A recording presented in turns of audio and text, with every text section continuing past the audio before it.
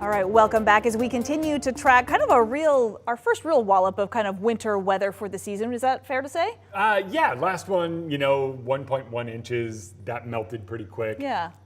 So today, obviously a much different story. It's actually not over yet, is what I'm understanding. Yes, we're going to catch a break, and that break arrives here in the next hour. But then we're going to get another round tomorrow, potentially even more potent than what we saw today. So let's go ahead and dive into that forecast because things are set to get quite interesting here as we move through the rest of the evening. Beautiful downtown, beautiful outside. And when it comes to how much snow, well, that's why you have your Storm Tracker 2 ruler, because after all, you are a Storm Tracker 2.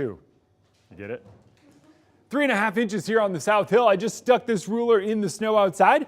Pretty cool. But yeah, send in the photos. I can share them and say that's what we saw in a different area. So that's South Hill. When it comes to what we're seeing here, well, it's snowy, and it's going to be a snowy Saturday morning. A little bit breezy after the snow, but then it goes to,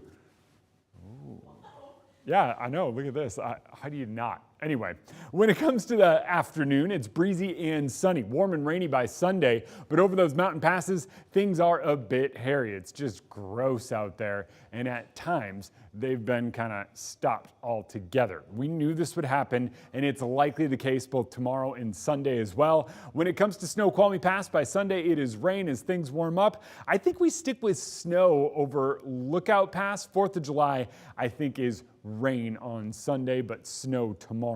When it comes to the overall weather pattern, still under those winter weather advisories and winter storm warnings. These run through Sunday in a lot of areas. Sunday for the mountains, tomorrow for the low-lying areas, because I think it does eventually change over to rain for us. You can see the snow already starting to move. That's the backside of this first wave, so that will move out within the hour.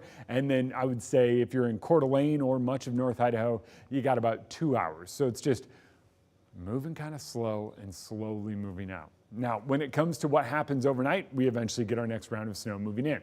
We'll wake up to it early Saturday, kind of starts in the 5 o'clock hour and just starts coming down. Look at the warmth though.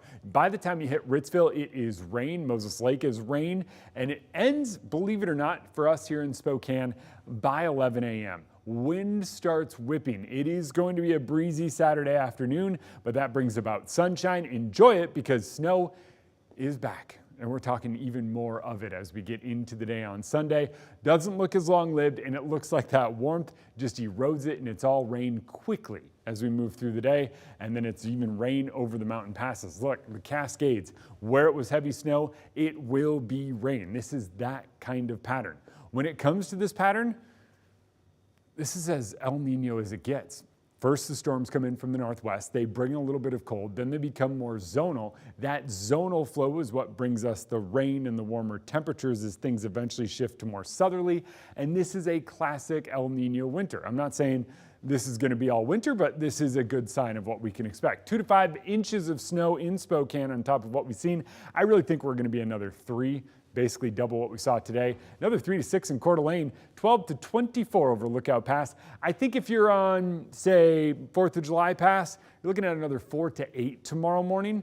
Sandpoint, could pick up another 6 inches. It's seriously going to come down tomorrow. Then it's sunny tomorrow afternoon. I know that sounds crazy, but it's going to be breezy and sunny. Snow turns to rain on Sunday. Rain takes us through next week. I don't think we melt all the snow by Tuesday, so temps kind of stay in the 40s.